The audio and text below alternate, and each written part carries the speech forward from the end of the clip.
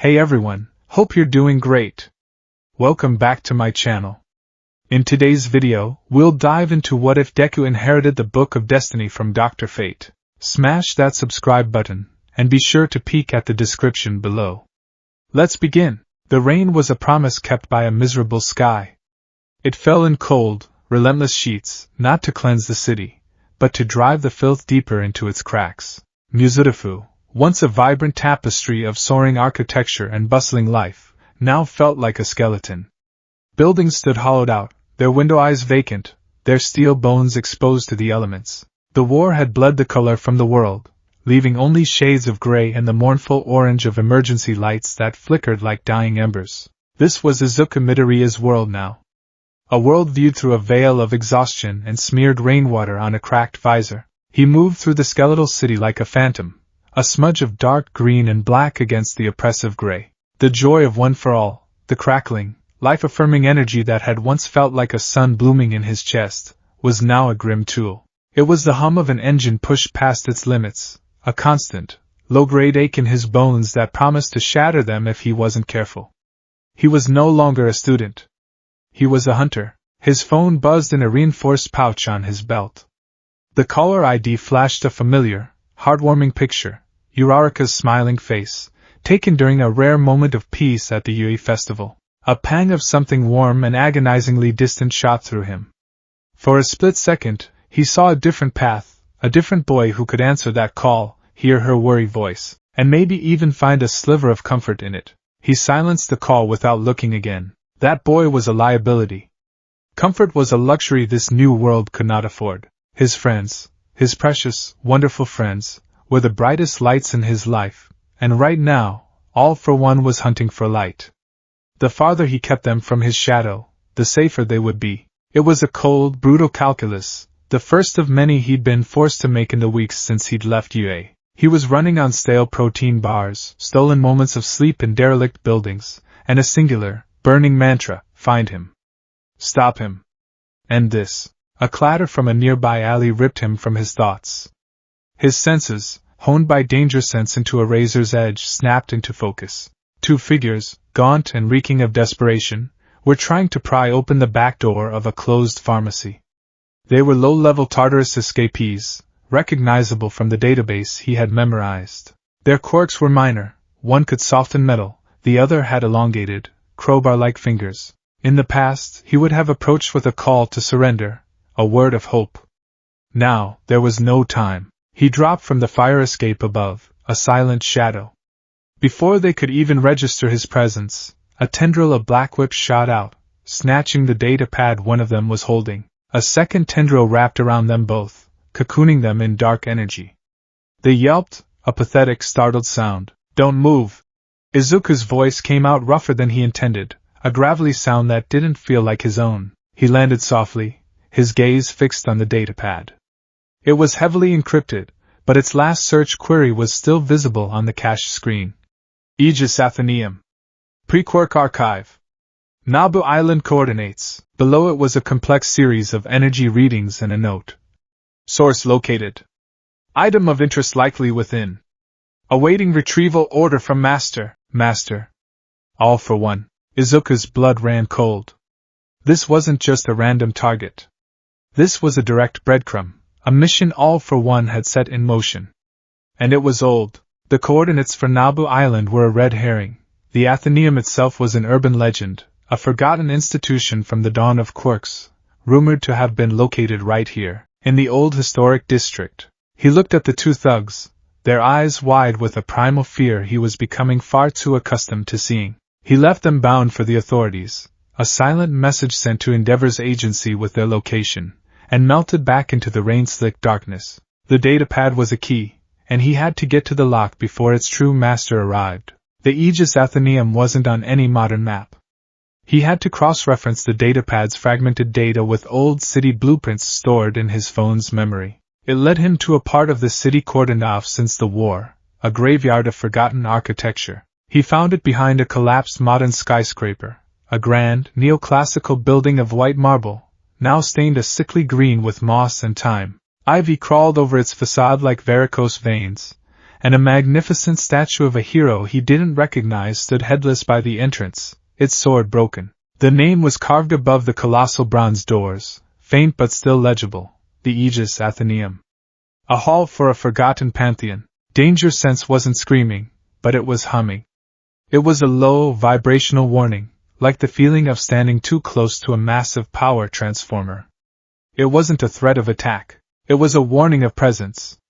Of a power that was ancient, alien, and utterly indifferent. The bronze doors were sealed shut, but decades of neglect had corroded the locking mechanism.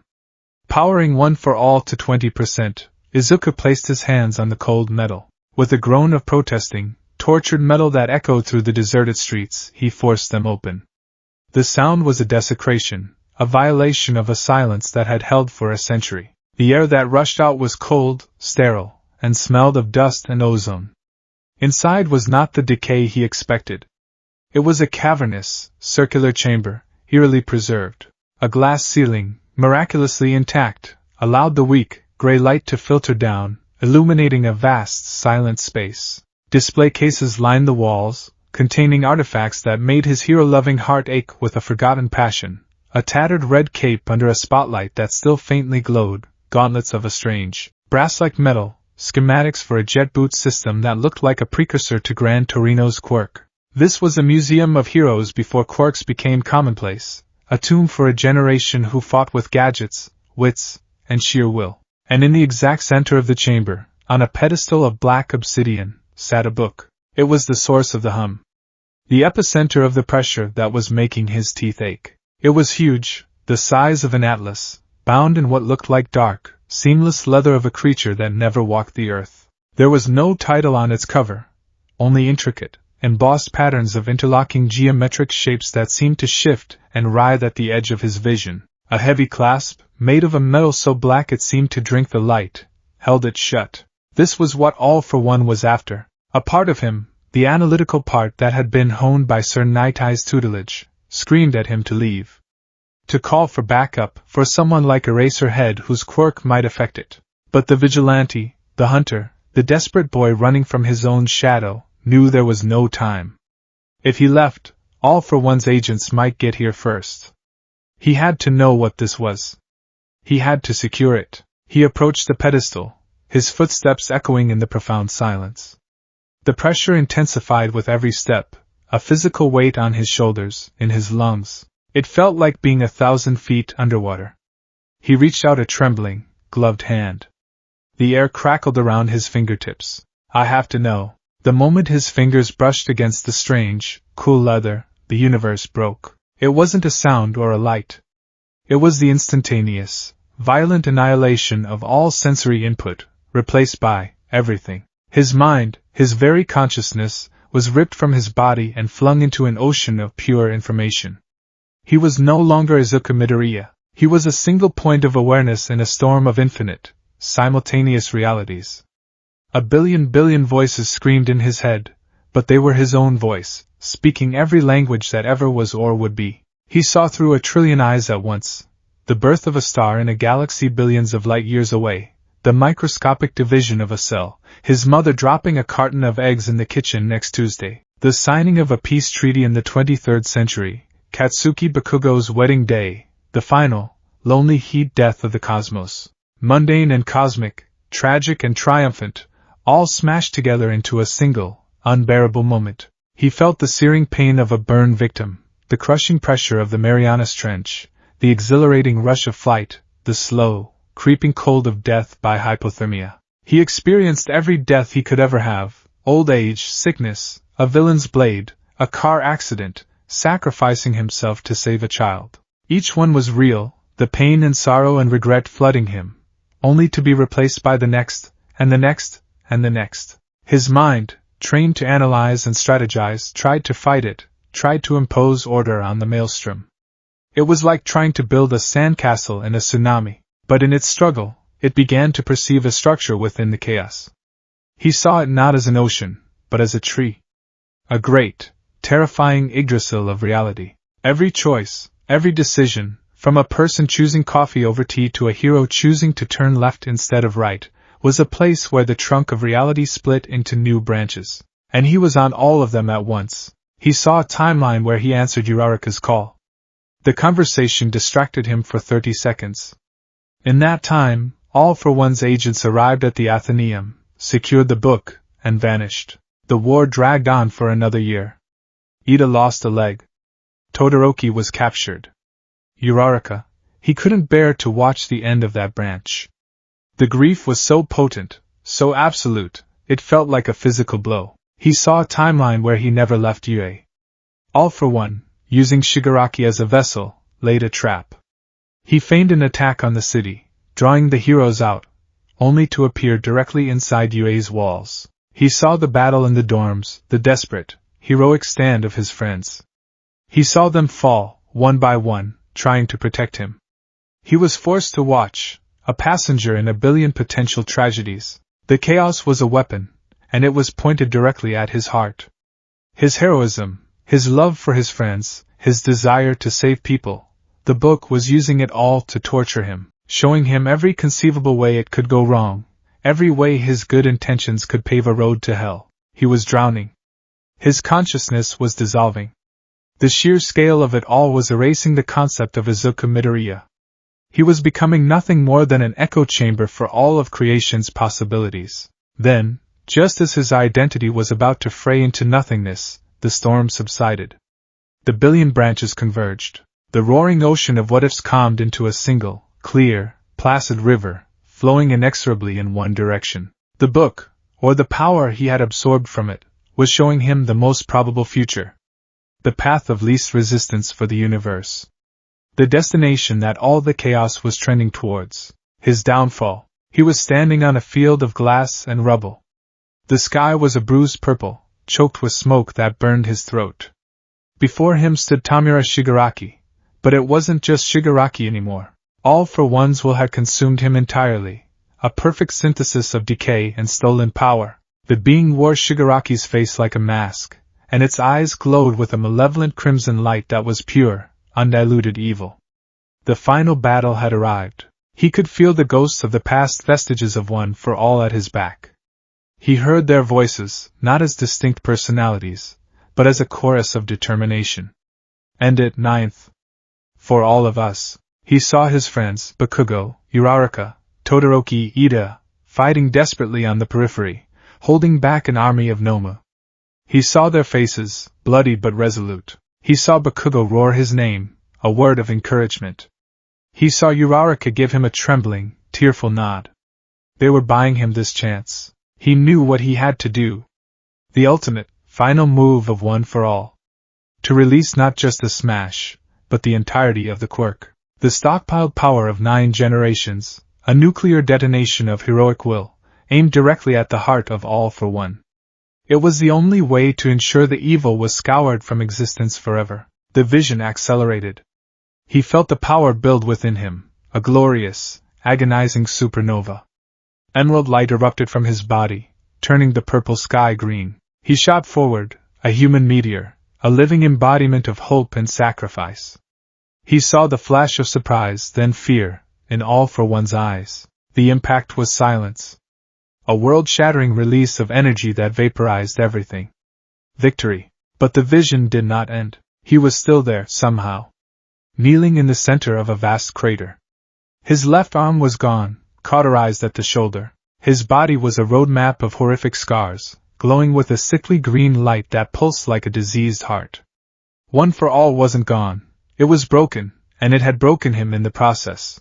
It leaked from him now, an unstable, radioactive aura. He looked up. The fighting had stopped. His friends were staring at him. But their expressions were not of relief or gratitude. They were expressions of awe, and beneath it, something colder. Fear. The vision shifted. He was standing in a city street. A building was on fire, and he had just pulled the family from the flames. The mother clutched her child, her eyes wide. She wasn't looking at him like a savior. She was looking at him like he was the fire.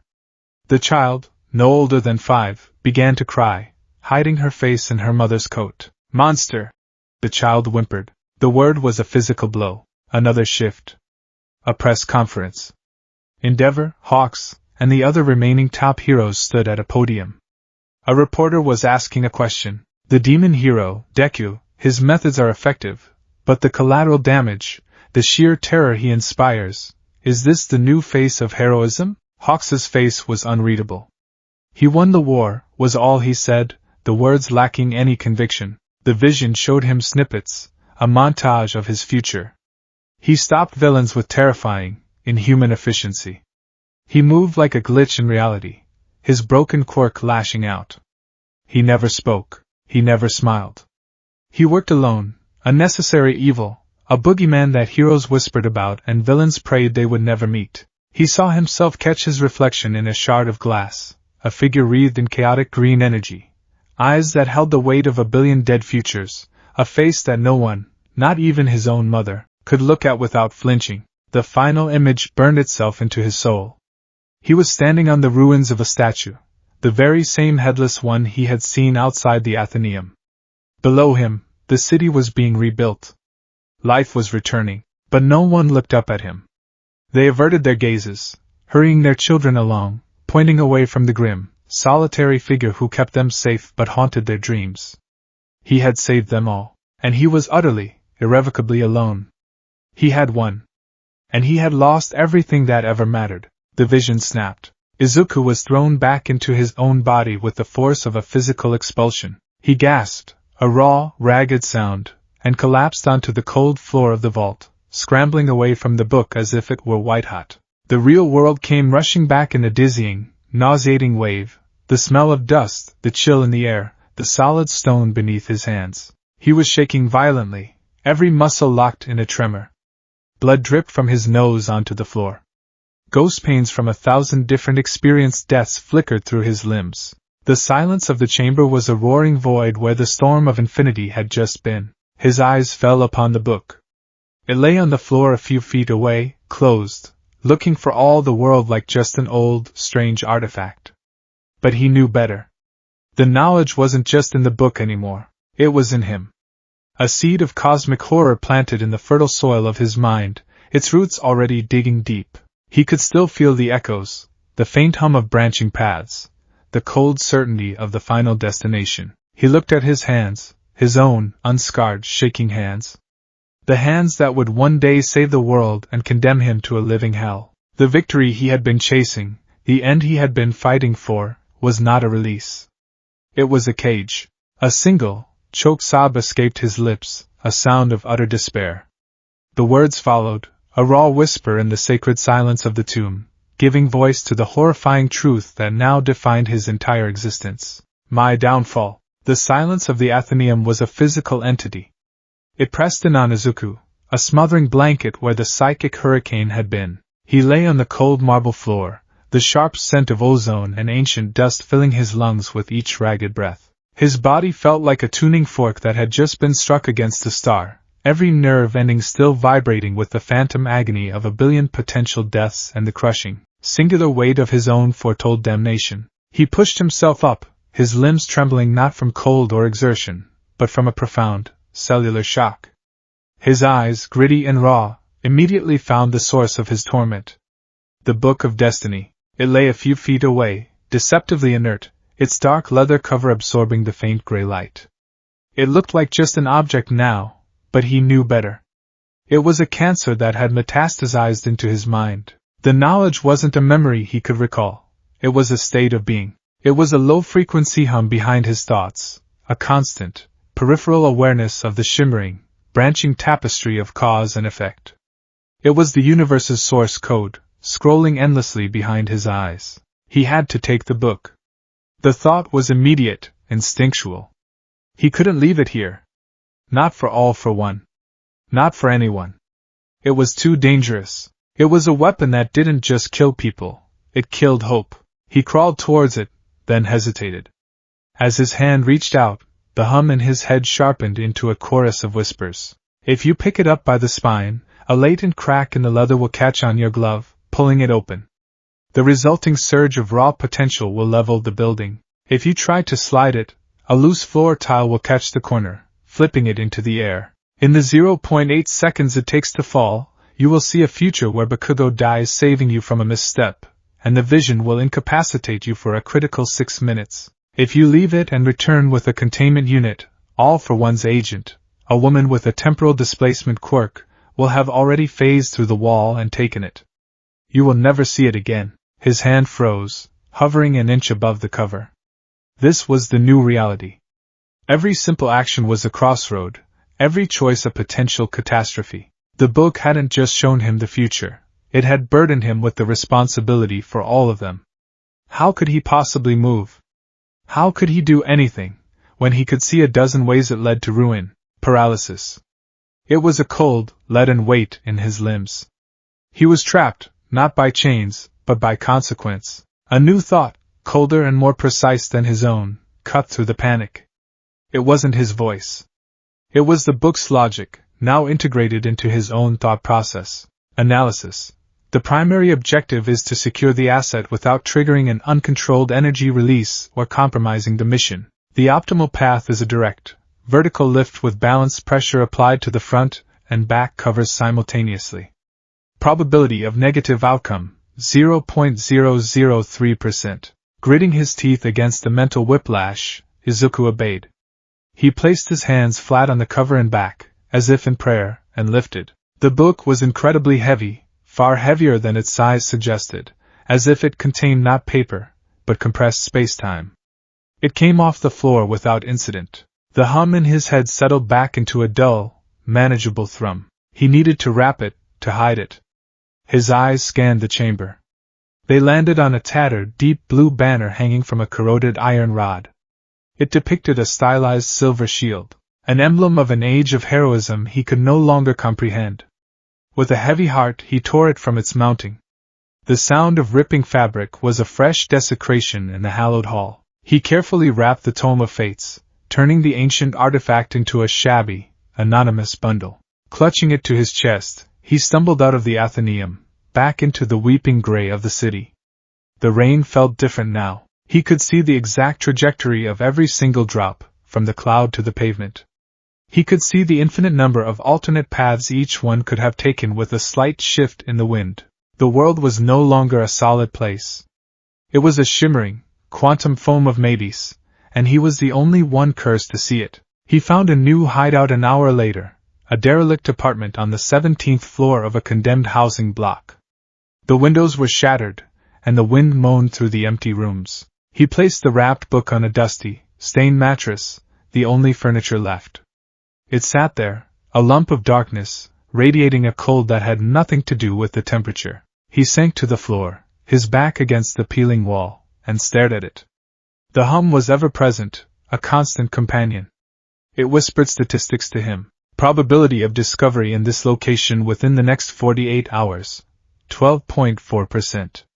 Probability of structural collapse due to aftershock from the war, 3.7%. Probability of Uraraka calling again in the next 10 minutes, 98.2%. He was a prisoner in a cell made of information. The foresight was not a controllable vision. It was a feeling, a spike in the data stream. 2 days later, as he was methodically mapping all for one's suspected supply routes, he felt it. A sharp, violent surge in the timeline, centered on a financial district 3 miles away. It wasn't a vague premonition from danger sense. It was a nexus of high-probability violence. A bank robbery, multiple assailants, heavy casualties. It was going to happen in 11 minutes. The old Izuku would have been a blur of green lightning, his mind already racing with ways to save everyone, to talk the villains down, to be a symbol. The new Izuku stood perfectly still. He closed his eyes, and the hum in his head sharpened, feeding him data. Threats: 3 Tartarus escapees. Leader: Giga's quirk, myometric amplification. Simple, brutal strength. Second, inertia thief, quirk, can steal or impart kinetic energy to objects under 500 kilograms. Third, air pocket, quirk, can create localized, temporary spheres of hard vacuum. Objective: financial data held in the vault, secondary to creating public chaos. Probable strategy: Gigas will provide the breach. Inertia thief and air pocket will engage in crowd control and sow terror to delay hero response. He saw it unfold. He saw the panicked civilians. He saw the first responders, their vehicles tossed aside by the inertia thief. He saw Air Pocket create a vacuum around a police officer's head, the man's face turning a horrifying shade of blue. He saw hundreds of branching timelines, almost all of them ending in blood. In one, he arrived with a hopeful shout, a classic heroic entrance. Inertia Thief, startled, flung a nearby car not at him, but into a crowd of fleeing civilians. While Izuku was forced to divert and catch the car, Gigas smashed his way into the vault and Air Pocket suffocated 2 security guards. A partial victory, but with 2 dead and the villain's primary objective achieved. In another, he focused on Gigas first. A prolonged fight gave Inertia Thief and Air Pocket free rein. They collapsed the building's facade. 17 civilian casualties. A catastrophic failure. He saw timeline after timeline of imperfect, bloody outcomes. His heart, the heroic heart of Deku, screamed at him to just go, to move, to save them. But the cold logic, the book's logic, held him in place, forcing him to watch, to analyze. It showed him the chaos, the pain, the screams, and then it presented a single, cold, optimal path. Optimal solution: ignore initial civilian threats. They are calculated distractions.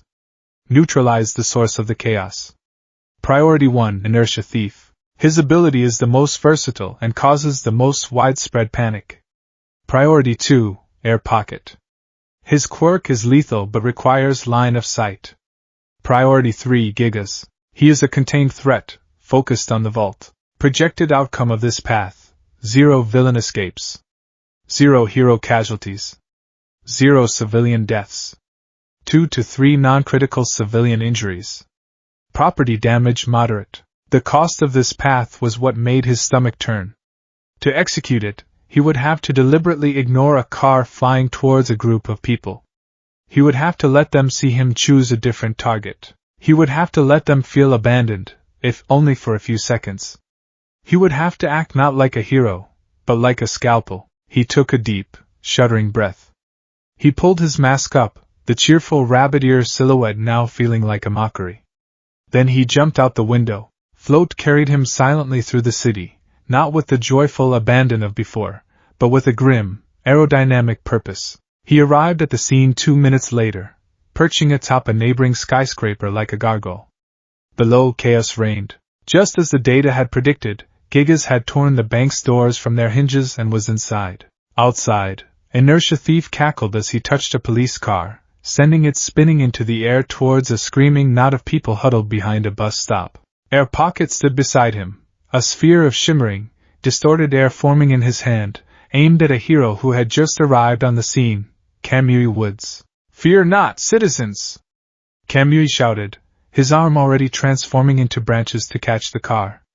"For I am here!" Izuku felt a pang of nostalgia for that kind of simple, declarative heroism. It was a luxury he no longer had. He saw the path. A clear, geometric line of action.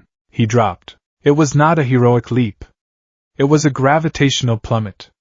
He didn't use Fa Gene for a flashy entrance. He used it for a silent, terrifying burst of speed. The crowd saw him, a dark green shape descending from the sky. Their screams of fear momentarily turned to cries of hope. Deku! He ignored them. He bypassed Kamui Woods, who was struggling to contain the wildly spinning car. He bypassed the terrified civilians. His focus was absolute. Inertia Thief was turning, a look of surprise on his face, his hand already reaching for a nearby mailbox to hurl next. Izuku was on him before he could react. A single, focused 45% smash, not to the face, but to the sternum. It wasn't a knockout punch. It was a calculated blow designed to fracture the ribcage and incapacitate the diaphragm. The villain crumpled with a wet, gagging sound, the kinetic energy he was about to unleash dissipating harmlessly. One down. Without pausing, Izuku pivoted. Air Pocket had just launched his vacuum sphere at Kamui Woods.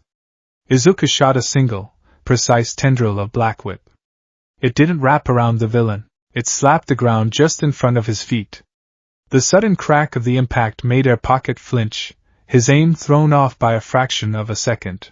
The vacuum sphere missed Kamui, hitting the wall behind him and imploding with a deafening whump that shattered windows for 50 feet. In that half-second of disorientation, Izuku was on him. No punch this time. He grabbed the villain by the head, slamming his face into the pavement with brutal, efficient force. A sickening crunch echoed in the brief silence. 2 down. The entire sequence had taken 3.4 seconds. Kamui Woods, having finally wrestled the car to the ground, stared in disbelief.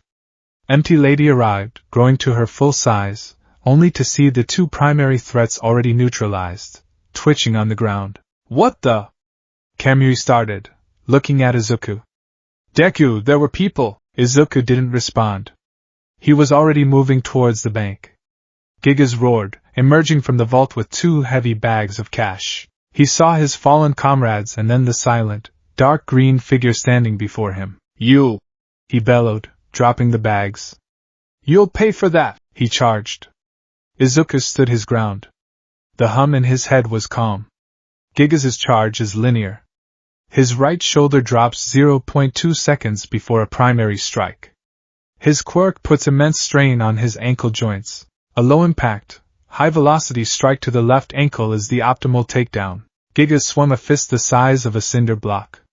Izuku moved under it, not with his usual fluid grace, but with an unnerving, almost robotic precision. He dropped low and kicked out, his steel-toed boot connecting with Gigas' ankle with a sharp, ugly crack.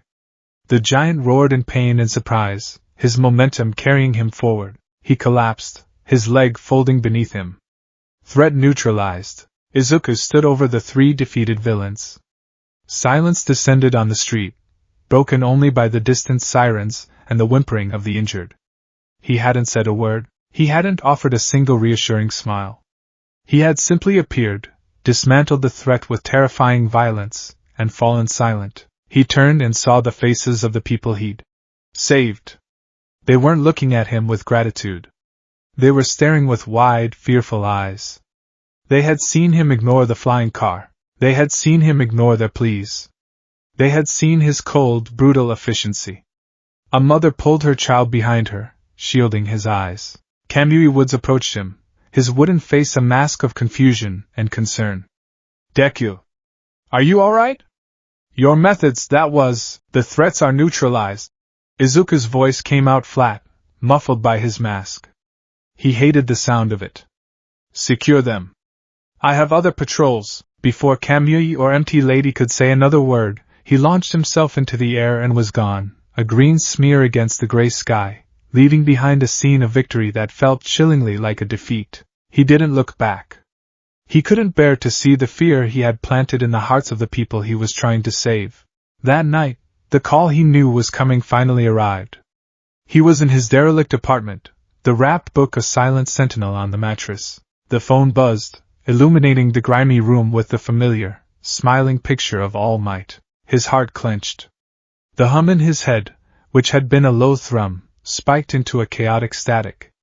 Instantly, the paths flooded his mind, all centered around this one conversation. Path A, tell him the truth. The whole truth.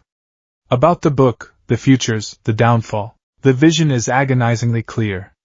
All Might's skeletal face crumbling, not with shock, but with a profound, soul-crushing guilt. He sees his own actions, passing on one for all, pushing Izuku to be the next symbol, as the instruments of his beloved successor's damnation. He tries to take the book, to bear the burden himself. His frail body can't handle the initial shock. He suffers a massive, fatal coronary. The symbol of peace dies in a dusty apartment, drowning in despair, believing he has failed his student in the worst way imaginable. Izuku flinched, a gasp escaping his lips. No. Never that. Path B, tell him a partial truth. Mention a new information-gathering quirk, but downplay its severity. The result is slower, but just as tragic. All Might, ever the hero, devotes all his resources to curing Izuku. He brings in experts, contacts old allies, exposes their network to all-for-one spies. In his desperate search for a solution, he inadvertently leads their greatest enemy right to them. The final battle happens not on their terms, but on all-for-ones, with All Might as the bait. He dies protecting an overwhelmed Izuku. Path C, evade. Be the worried, exhausted student. Lie, but lie with emotion. All Might sees through it. He knows Izuku too well. His worry intensifies. He leaves his secure location against everyone's advice, trying to find Izuku personally. He walks right into a trap set by a low-level villain looking to make a name for himself. He dies a pointless, ignominious death. Every path where he showed vulnerability, where he reached out for help, where he was Izuku Midoriya, ended in tragedy for the man he revered above all others. The book, the universe, was showing him with cold, mathematical certainty, connection is a weakness. Love is a liability. The phone buzzed again, insistent. He knew what he had to do. The logic presented the one remaining path. The one that hurt him, but protected its target. He answered the call. Young Midoriya! Thank goodness.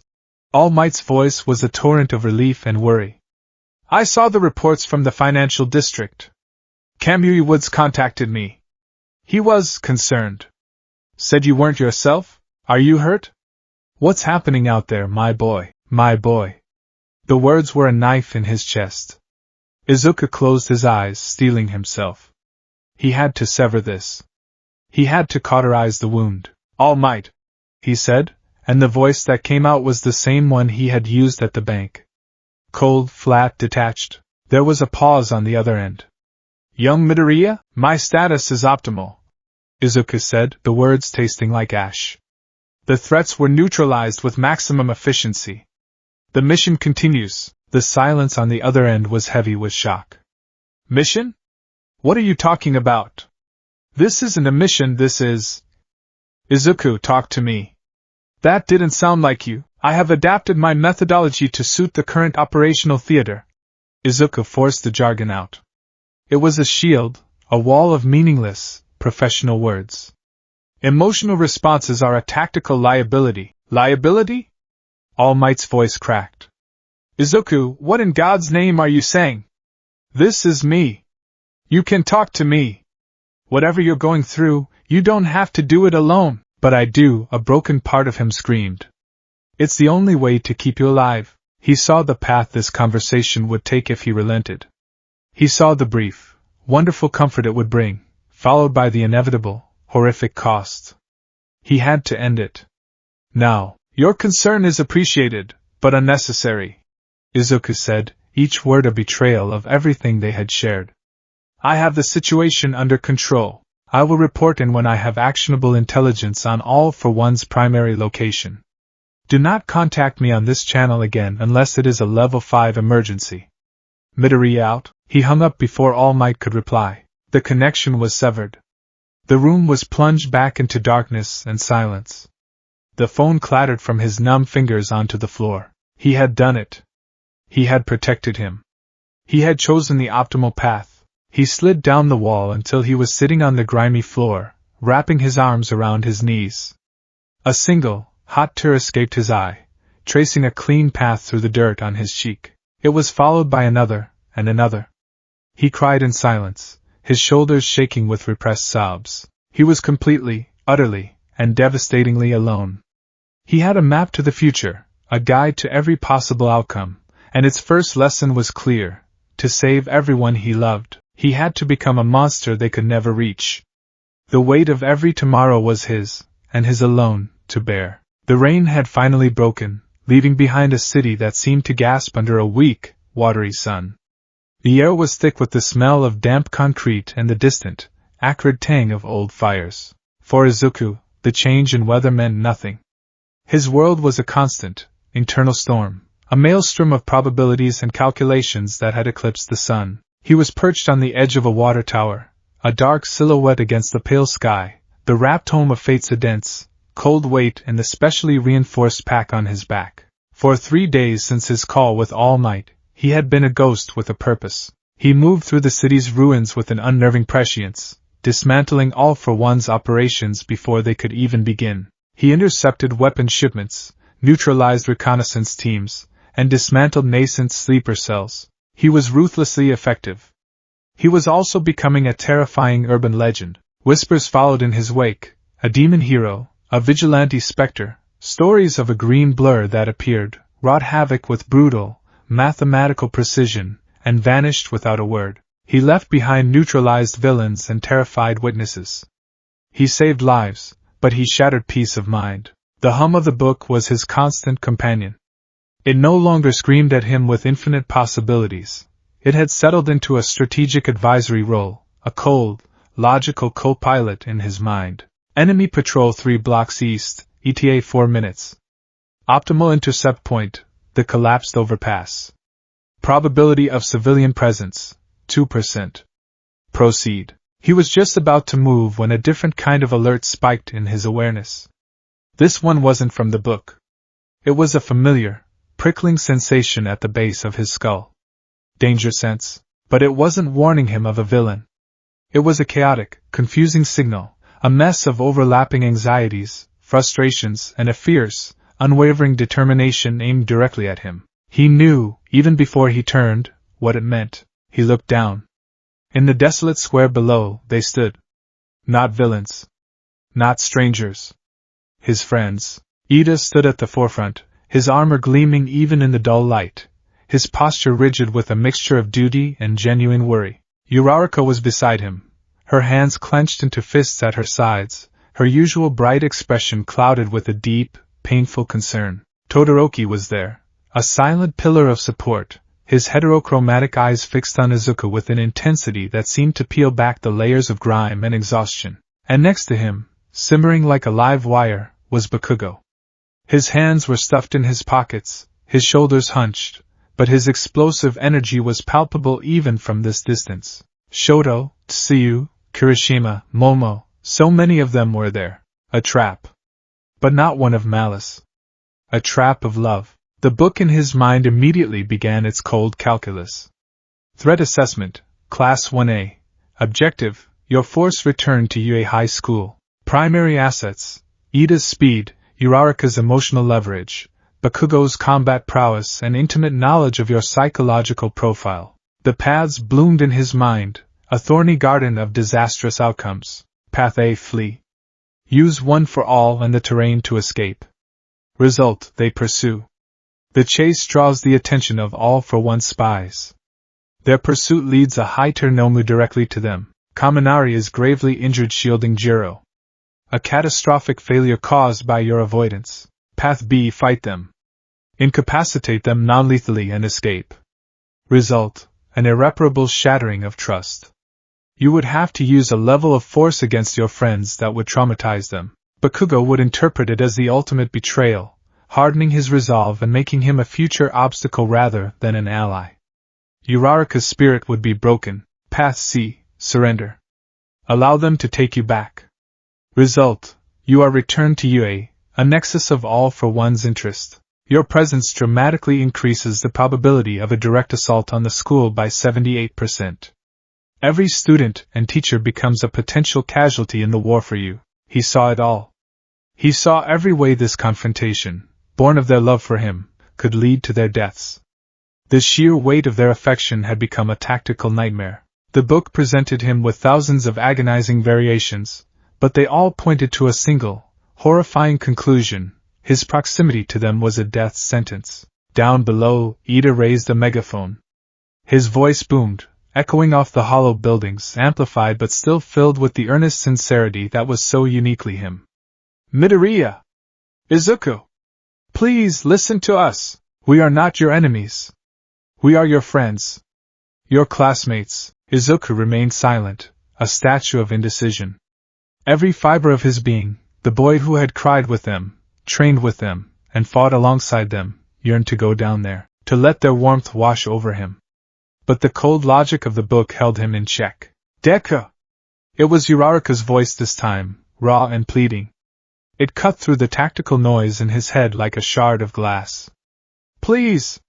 Just talk to us. You don't have to carry everything by yourself. We just want to help. Her voice was a trigger. It unlocked a particularly vivid and horrifying future. A vision of the final battle, a variation of the one he'd already seen. In it, Uraraka was by his side, all for one, in Shigaraki's body, feigned a stumble. A calculated moment of weakness.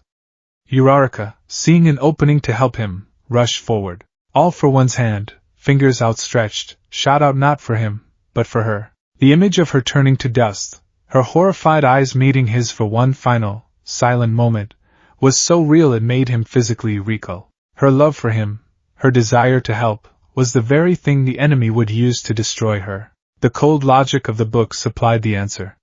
It was a cruel, monstrous answer, but it was the only one that kept her safe in the largest number of probable futures. Emotional detachment is the only effective countermeasure to emotional manipulation. To protect her, you must sever the connection she is trying to use to reach you. The pain of rejection is a preferable outcome to the finality of death. He had to hurt her. To save her. It was Bakugo who finally broke the standoff. With a roar of pure frustration, he blasted himself into the air, a comet of orange and black. That's it. If you won't come down, I'm coming up. He landed on the water tower with a deafening clang of metal, his explosions dying down as he straightened up, his red eyes boring into Izuku's. All right, you damn nerd, Bakugo growled, his voice a low, dangerous rumble. Enough of this brooding Batman crap. You're coming back with us. End of story. Izuku didn't look at him. His gaze was still on the street below, on Uraraka's worried face. He had to do it now, while Bakugo was here to witness it, to misunderstand it. He had to build the wall so high no one would dare try to climb it again. He spoke, his voice projected by a whisper of one for all, ensuring they all heard him clearly. The words were not his own. They were crafted by the book's logic, each one a perfectly sharpened dagger aimed at the heart of their friendship. Go home, he said, his tone as flat and empty as the ruined cityscape around them. Your presence here is an unnecessary complication. A stunned silence fell over the group below. Ida lowered his megaphone, his face a mask of disbelief. Bakugo took a half-step forward, his hands crackling with miniature explosions. What did you just say, you bastard? Izuku finally turned his head, his gaze sweeping over Bakugo with cold, analytical disinterest before settling back on the group. I said you are a complication. A liability. This battlefield is for those who can operate without the hindrance of emotional attachments. You are all liabilities. He saw the words land. He saw the flicker of hurt in Kirishima's eyes, the tightening of Todoroki's jaw, the way Ida's shoulders slumped. He felt every ounce of their pain as if it were his own, a secondary feedback loop of agony. The book registered their reactions as data points. Emotional response registered. De-escalation of rescue impulse in subjects Ida, Kirishima, Ashido, 18%. Objective partially successful. But then his eyes met Uraraka's. She was shaking her head, tears welling up, refusing to believe it. Her faith in him was a fortress. He had to tear it down, stone by stone. Deku, stop it, she pleaded, her voice trembling but full of fight. This isn't you. We know you're hurting. Let us share the burden. That's what friends do. She took a step forward, her hand outstretched as if she could bridge the distance between them with sheer willpower. This was the moment. The critical juncture. He had to be cruel to be kind. It was the most twisted, vile heroic act he had ever conceived. He focused his gaze on her, his voice dropping even colder, laced with a venomous precision.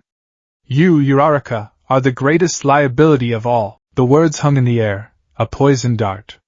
He saw her flinch as if struck. Your sentimentality, he continued, the book feeding him the most painful, effective script. Your misplaced emotionalism, it's a tactical vulnerability. A weakness an enemy can, and will, exploit. In a real fight, you are a hostage waiting to happen. Your concern isn't to help. It's a chain.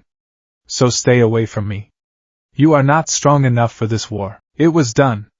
He had taken the purest, kindest thing in his life and twisted it into a weapon against her. He saw her face crumble. The tears she'd been holding back now streamed freely. Her outstretched hand fell to her side, limp. The light in her eyes, that brilliant, unwavering belief in him, flickered and died. She looked down, defeated. He had broken her heart to save her life. It was the foulest bargain he had ever made. You son of a bitch! Bakugo's voice was dangerously quiet. Izuku turned to face him. The usual rage was gone from Bakugo's expression, replaced by something far more terrifying, a cold, sharp-eyed fury. The crackle of his explosions had stopped. I don't know what happened to you out here, Deku, Bakugo said, his voice low and seething. I don't know what crawled inside your head. But that, he jabbed a thumb towards the heartbroken girl below, is a line you don't cross. I don't give a damn what tactical, logical bullshit you've cooked up in that scrambled egg of a brain. You don't do that to her. You don't do that to us, the book whispered in his ear. Warning, subject Bakugo's emotional state has bypassed logical deterrence. Physical confrontation probability, 99.8%. Recommended action, strategic withdrawal. But Izuku couldn't move. For a second, the boy he used to be fought through the fog of logic. He wanted to take it all back, to scream that he was lying, that he was sorry. But the vision of Uraraka turning to dust held him in a cage of his own making. Bakugo took it as arrogance.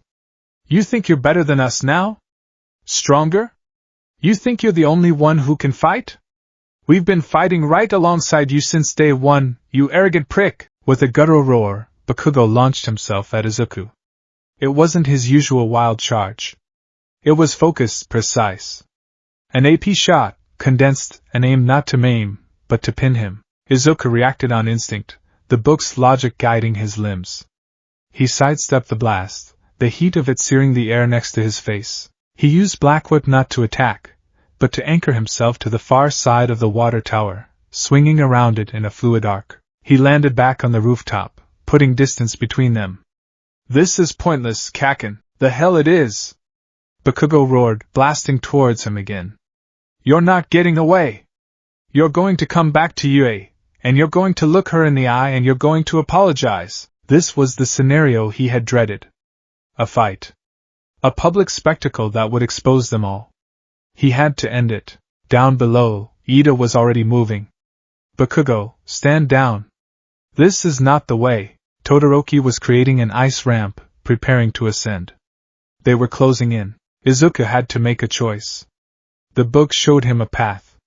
A cruel, efficient, and deeply personal one. As Bakugo flew towards him, fists ready to detonate, Izuku didn't brace for a fight. He spoke.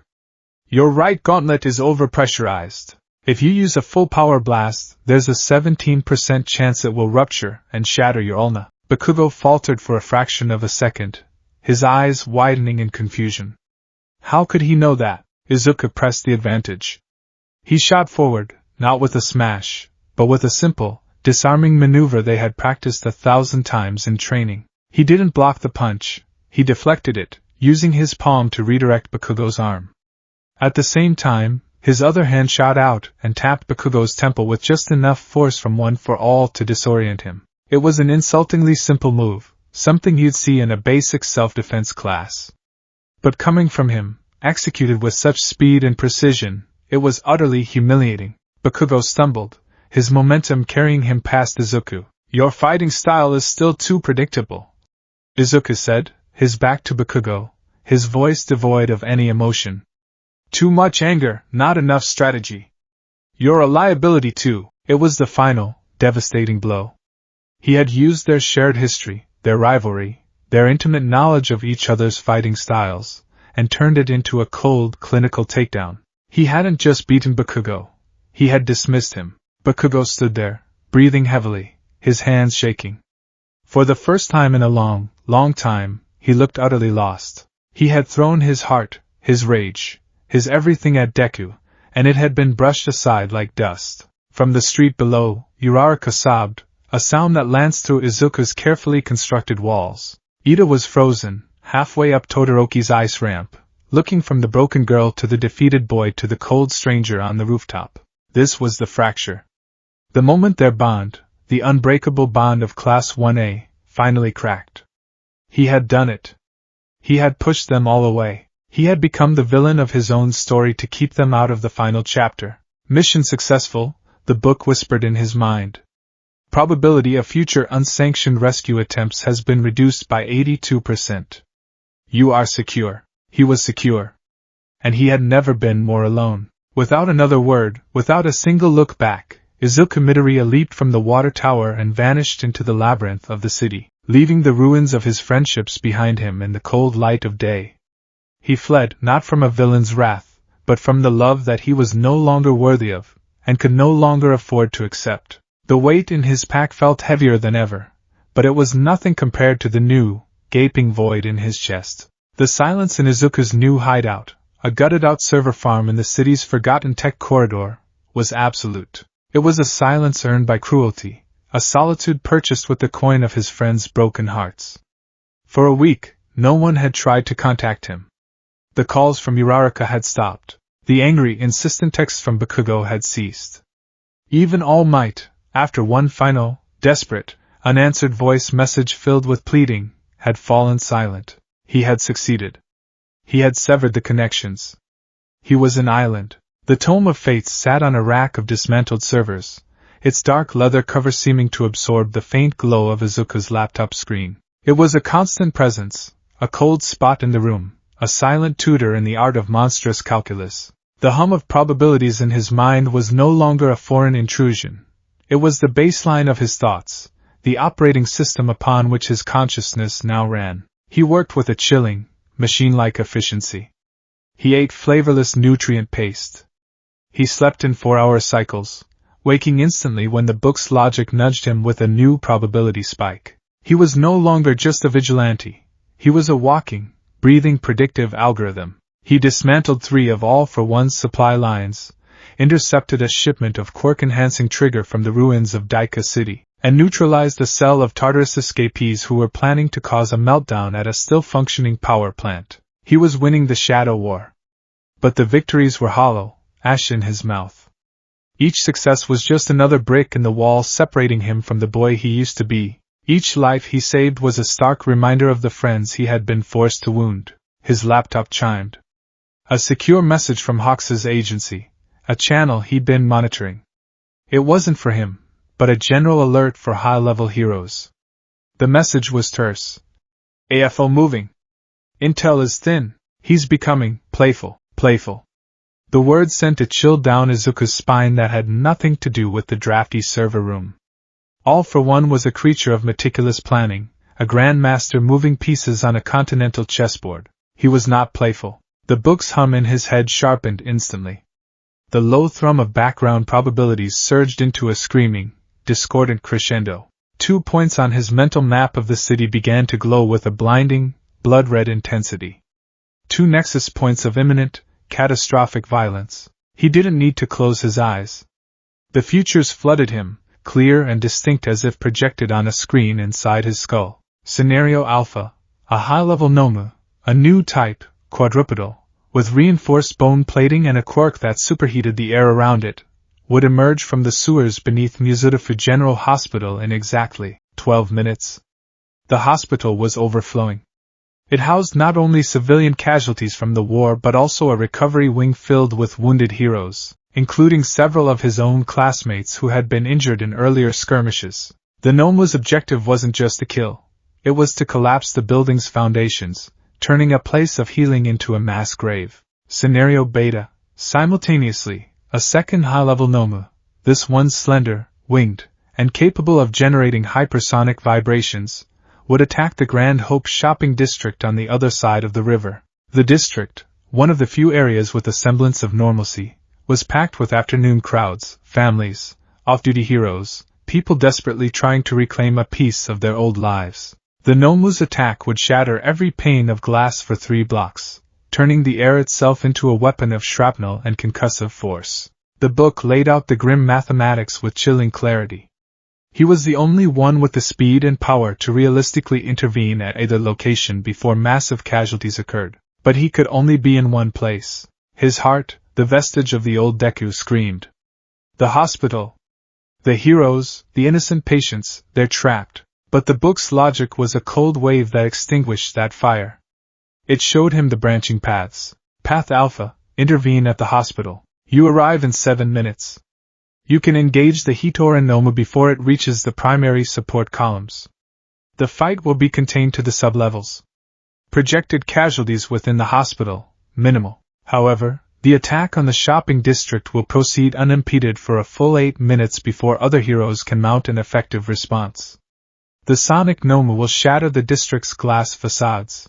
The initial blast and subsequent panic will result in an estimated 214 fatalities and over 400 injuries.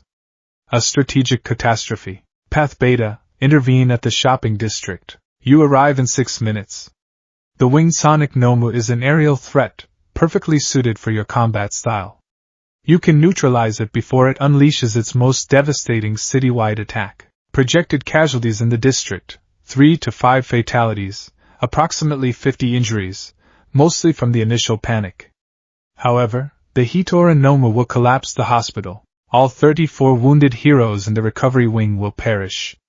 An estimated 180 civilian patients and staff will die in the collapse. The loss of hero morale and medical infrastructure will be devastating to the war effort. He stared into the abyss of the choice, and the abyss stared back. There was no third option. No clever trick. No calling for backup in time. This wasn't a random attack. It was a carefully constructed problem aimed directly at him. All for One had somehow sensed his precognitive abilities. He had realized Izuku wasn't just lucky, he was seeing the board. And so, the Grandmaster had changed the game. He had stopped trying to outmaneuver Izuku.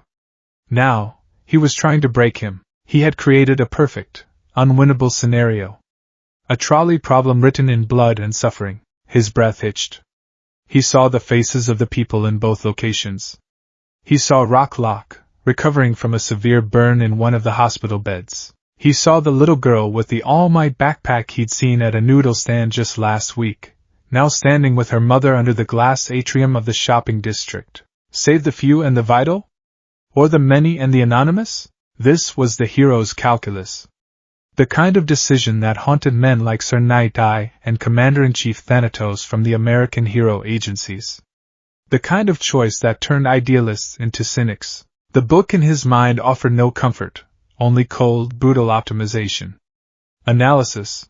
Path beta results in a statistically lower total fatality count. The loss of hero assets at the hospital is strategically significant, but the sheer volume of civilian casualties in Path Alpha represents a greater blow to societal stability. From a purely utilitarian perspective, Path Beta is the superior option. Utilitarianism. The greatest good for the greatest number. A philosophy that sounded noble in a classroom and felt like poison in his soul. He would be trading the lives of heroes he knew, of people who had fought and bled for this world, for a higher number of strangers. He would be abandoning a hospital, a sacred symbol of hope and healing, to burn. He looked at the clock on his laptop. 8 minutes until impact. The image of Uraraka's heartbroken face flashed in his mind. You are not strong enough for this war. He had said those words to her, and now he understood their true, terrible meaning. Strength wasn't about lifting more or punching harder. It was about being able to make a choice like this and still be able to function. It was about being able to live with the ghosts. He gritted his teeth so hard his jaw ached. The boy inside him was screaming, crying, begging him to find another way. But the book's logic was relentless. The numbers didn't lie. He made his choice. He pulled on his mask, the tattered fabric hiding the agony on his face. He grabbed his pack, the weight of the tome of fate's a leaden burden on his shoulders. Then he launched himself out of the broken window, a streak of green lightning against the sky, turning his back on the hospital. The flight was agony. Every meter he flew towards the shopping district felt like a betrayal. The hum of the book was a funeral dirge in his mind, showing him glimpses of the future he had just condemned to exist. He saw the floor of the hospital buckling. He saw the terror on a nurse's face. He saw Rock Lock, trying to use his quirk to lock the crumbling ceiling in place, only to be consumed by a wave of intense heat. He forced the visions down, compartmentalizing the horror. He was a weapon now, aimed at a target. Emotion was a luxury he could not afford. He arrived at the Grand Hope District. It was a scene of idyllic unreality. Shoppers meandered, music played softly from speakers, and the great glass roof of the central plaza gleamed in the sun. They were lambs, unaware of the wolf about to descend. He didn't wait. He didn't make a grand entrance. He shot upwards, towards the sky, becoming a tiny speck. He had to engage the Nomu before it even entered the district's airspace. A black shape appeared on the horizon, moving with incredible speed. The winged sonic Nomu. It was exactly as the book had shown him, sleek, bat-like, with a grotesque, gaping maw where its face should be. The Nomu saw him. It registered him as a threat. It banked, its maw opening wide. Izuku didn't hesitate. He wrapped himself in a cocoon of one for all, FA gene charged to its absolute limit.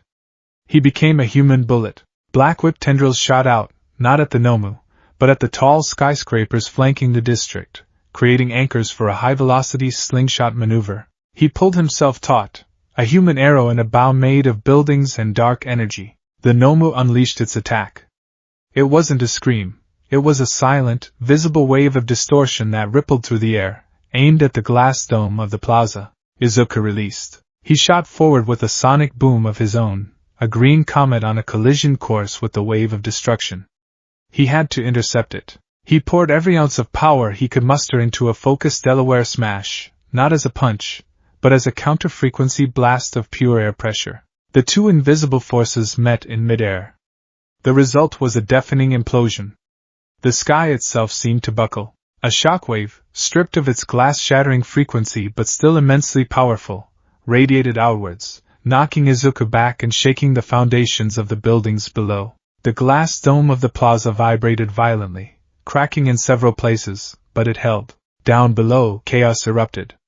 People screamed, pointing at the sky, at the violent spectacle unfolding above them. They saw a monster, and they saw their protector, a tiny green speck fighting a battle in the heavens. The Nomu, its initial attack thwarted, screeched in frustration, a real, audible sound this time, and dove straight at him. The aerial battle was a whirlwind of green lightning and black flesh.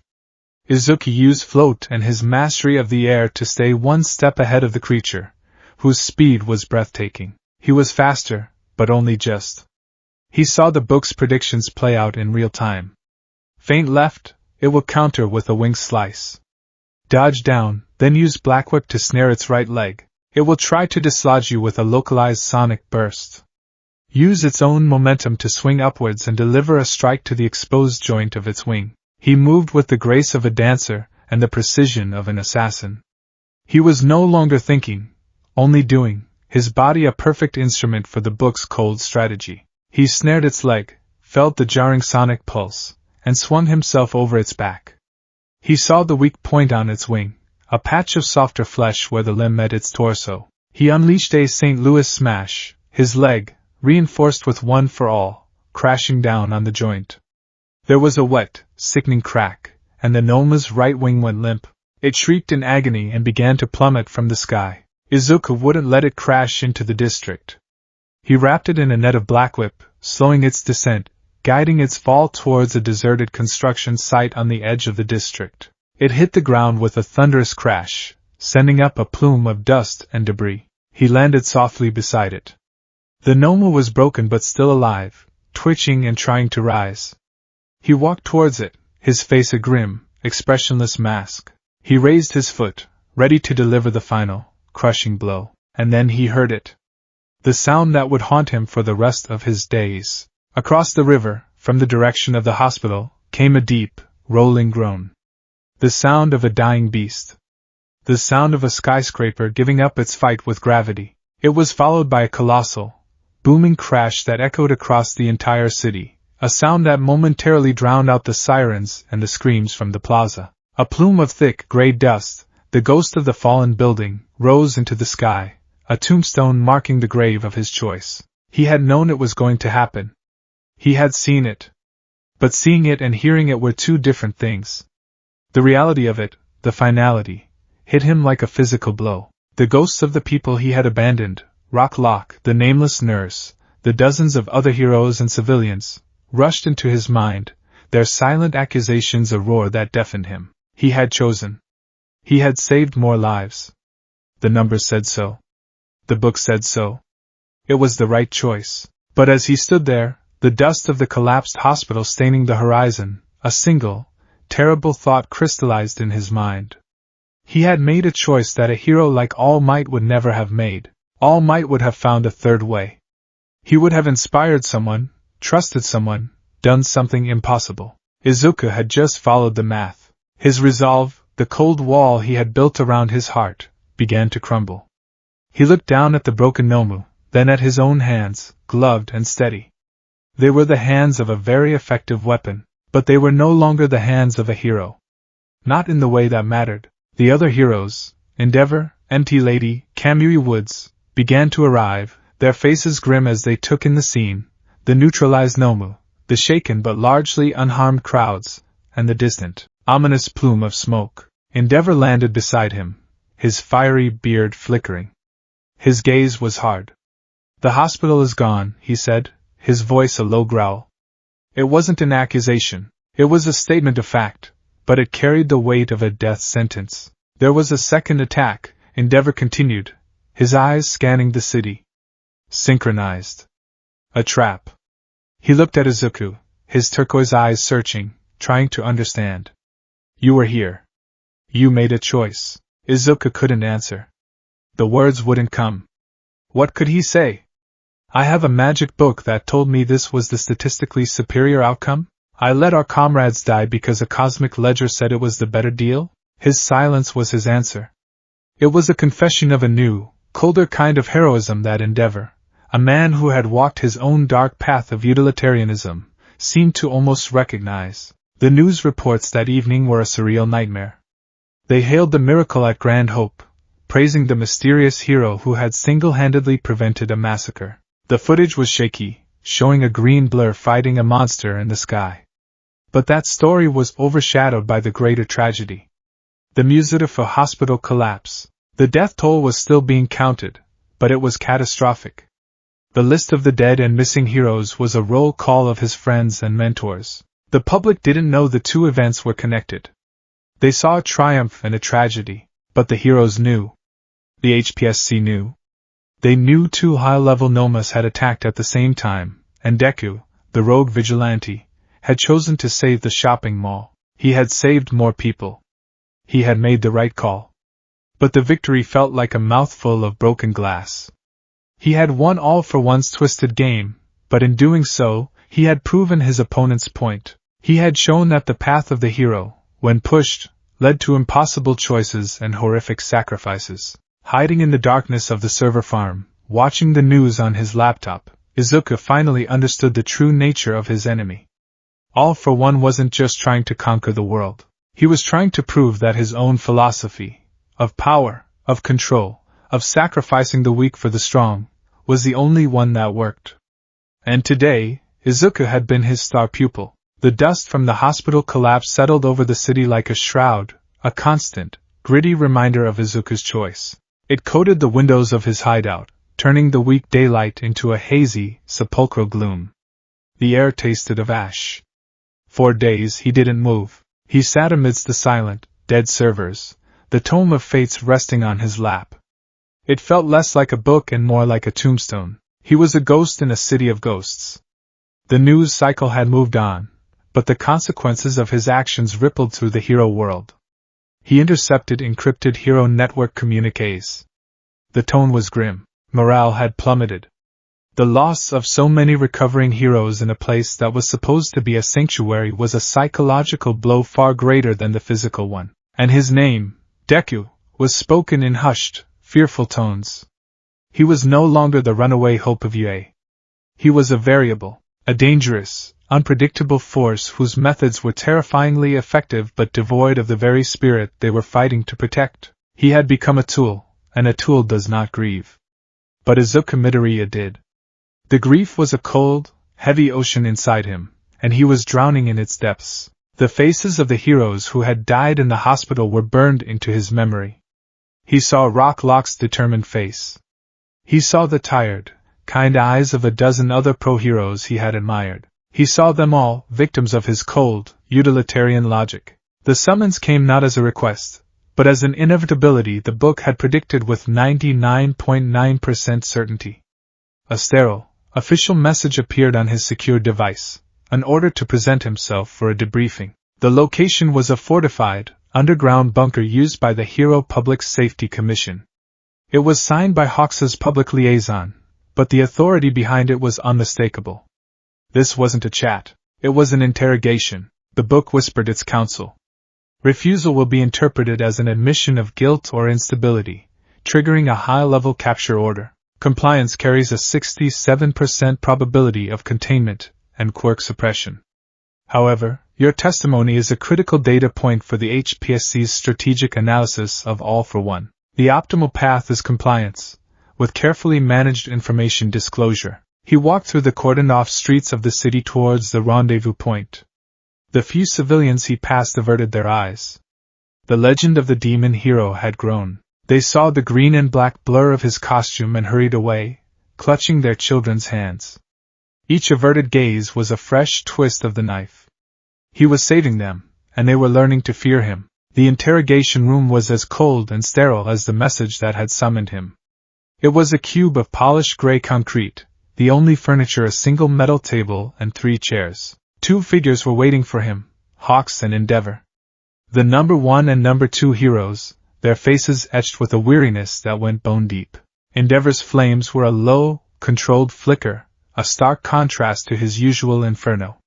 Hawks's wings were drawn tight against his back, his usual carefree demeanor replaced by a sharp, predatory stillness. Izuku stood before them, his costume stained with the grime of the city, the weight of the hidden book a leaden secret on his back. "Sit down, Midoriya." Endeavor's voice was a low rumble, devoid of its usual aggression. It was the voice of a commander, not a rival. Izuku sat. The silence stretched, thick and heavy with unspoken accusations. Hawks was the one to break it, his golden eyes sharp and analytical. 2 high-level Nomu. A coordinated, simultaneous attack. A classic pincer movement. But not aimed at an army. Aimed at one person. You. He leaned forward, his elbows on the table. You knew. You knew both attacks were coming, didn't you? That's the only explanation for your speed, your choice. You didn't react. You acted. Izuku's mind raced, the book feeding him conversational trees, predicting the outcome of every potential answer. The truth was impossible. A lie was unsustainable. Optimal path, controlled ambiguity. Framed the ability as a high-level predictive quirk, a new facet of One for All. Avoid specifics of its origin and nature. I sensed it, Izuku said, his voice raspy from disuse. A new aspect of One for All. It's not like danger sense. It's clearer. I saw the threats. Endeavor's fist clenched on the table. You saw them, he stated, his voice dangerously low. And you chose the shopping district. You abandoned the hospital. You abandoned our own. The words were a direct hit. Izuku couldn't meet his gaze. He stared at the polished surface of the table. It was a numbers game, he whispered, the words tasting like poison. More civilians in the district. The casualty count would have been higher. We don't trade lives, boy. Endeavor slammed his fist on the table, a burst of flame erupting from his knuckles. The sound echoed like a gunshot in the small room. That is not what we do. That is what they do, isn't it? Hawks interjected, his voice cutting through Endeavor's rage like ice. He was looking at Izuku, but his words seemed aimed at the number 1 hero as well. We make choices every day, who to save, where to allocate resources. We pull heroes from one district to reinforce another, knowing the first will be more vulnerable. We triage. We just don't like to call it that. He turned his full attention back to Izuku. The problem, Midoriya, isn't that you made a choice. It's how you made it.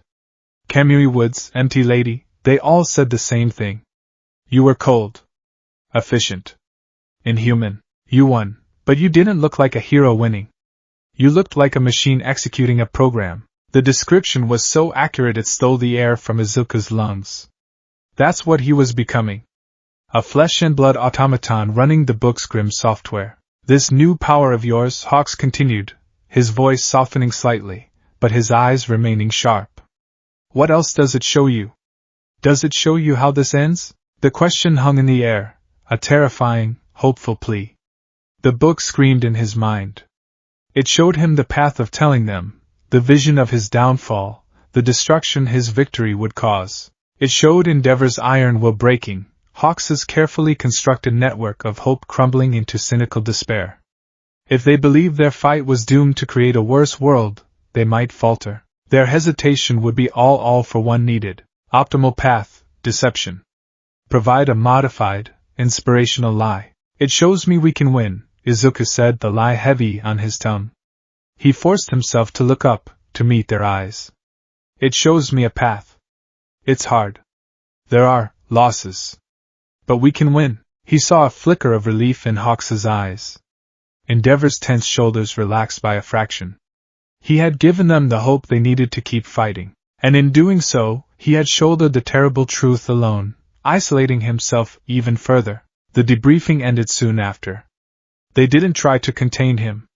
For now, he was too valuable a weapon, a precognitive asset in the war. But he was on a leash. He was to report his movements, to share any premonitions of major attacks. He was a trusted tool, but not a trusted person. As he left the bunker and returned to the Grey City, he felt a profound sense of dislocation. He was fighting alongside them, but he was no longer one of them. He was a shepherd leading his flock, knowing he was secretly leading them towards a cliff's edge. That night, sleep offered no escape. His mind, supercharged by the book's influence, refused to shut down. The question of how and why he was becoming what he was becoming gnawed at him. He was acting like a machine, making choices like a villain.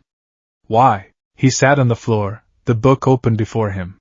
He had avoided delving into it too deeply, terrified of the psychic onslaught. But now, desperation drove him. He needed to understand, not just the future, but the past. Show me him, he whispered to the silent room, his fingers tracing the strange, shifting patterns on the page. Show me all for one. Show me how he started. He placed his palm flat on the page. The world dissolved. It was not the chaotic storm of all possibilities this time.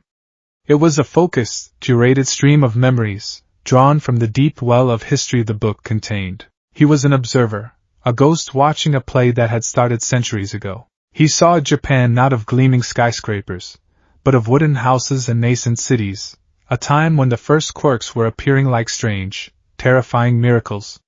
He saw chaos, fear, and persecution. He saw a man, young and handsome, with a face that could have been kind, stepping forward.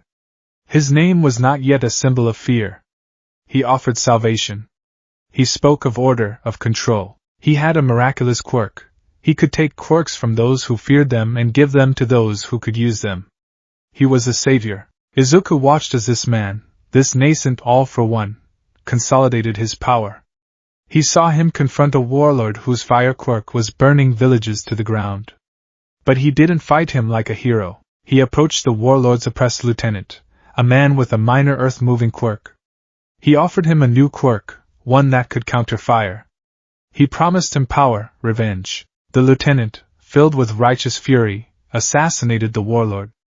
All for One then stepped into the resulting power vacuum, hailed as a liberator. He had won without throwing a single punch, by manipulating the emotions and grievances of others. He had sacrificed a pawn to take the king. The scenes shifted, a montage of malevolent genius. He saw All for One creating a food shortage in one province simply to make another province, which he controlled, seem more prosperous and appealing. He engineered disasters to make his own brand of order seem necessary. He made the same cold, utilitarian choices Izuku had just made, but on a grand, monstrous scale. He was sacrificing hundreds to control thousands. Millions to build an empire. And at every step, he justified it to his followers with a simple, seductive logic. The world is chaos. I am bringing it order. The cost is high, but the result is peace. My peace. Izuku felt a wave of nausea.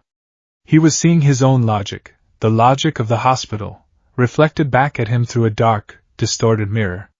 Save the many, abandon the few. All for One had been playing that numbers game for centuries. He hadn't just mastered it, he had invented it. The vision sharpened on one particular memory.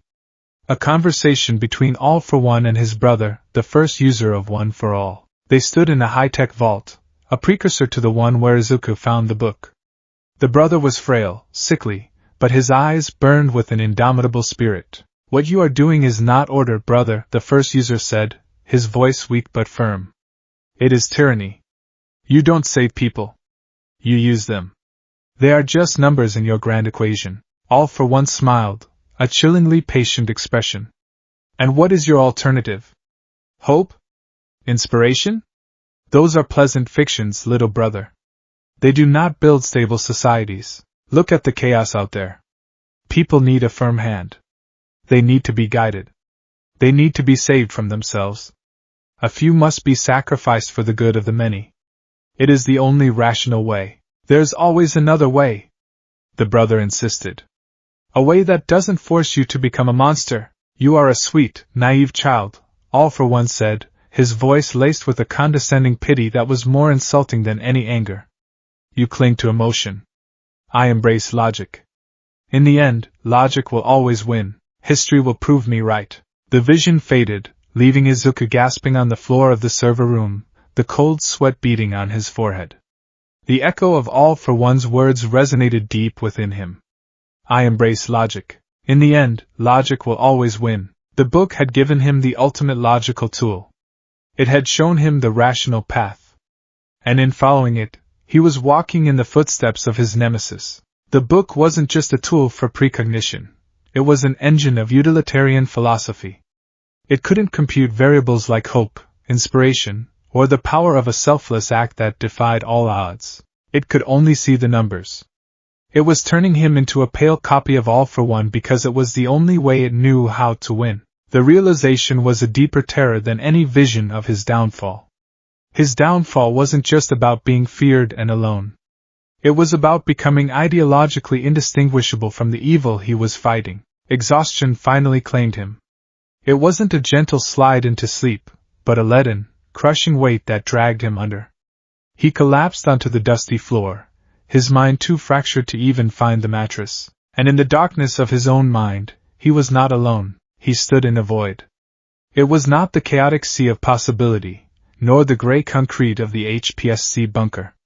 It was a place of perfect, starless black. Before him stood a figure, a silhouette of a man limned in an ethereal, golden light. The figure was tall and wore a distinctive, helmet-like headpiece that obscured its face completely. The light it radiated was not warm. It was the cold, indifferent light of a distant galaxy. You are the new reader, the voice said. It was not a sound that entered his ears, but a thought that bloomed directly in his consciousness. It was ancient, vast, and utterly devoid of emotion. What are you? Izuku stammered, the boyish part of him surfacing in the face of this cosmic entity. I am the echo of the one who ordered the pages, the voice replied. The architect of the book you hold. You might call me Fate. The name sent a shiver through Izuku's soul. The book, it's showing me. It's forcing me to make these horrible choices. The book shows what is, the silhouette stated simply. It presents the branching paths of causality. It highlights the stream of highest probability. It does not force. It informs. But it's turning me into a monster. Izuku cried out, the frustration and grief of the past weeks boiling over. It's making me like him.